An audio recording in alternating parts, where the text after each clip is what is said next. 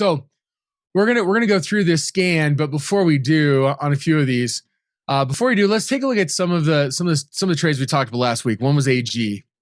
AG is at the 161% projection. So initially we talked about the 6-7. We talked about rolling to the 7-8.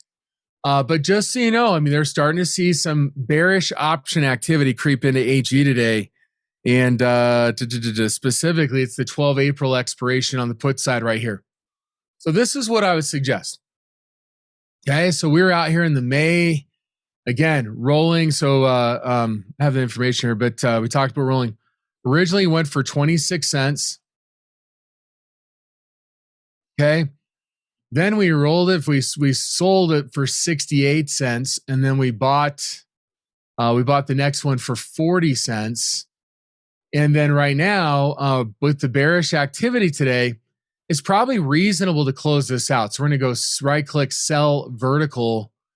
And you'll see right here, it's going for about 58 cents. So this would be a reasonable time to take profits on this 58 cents. So what do we got here?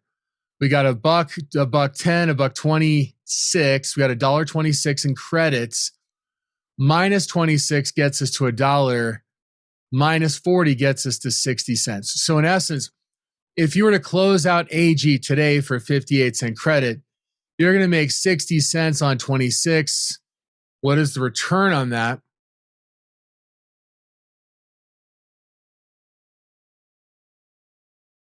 That's a 230% return.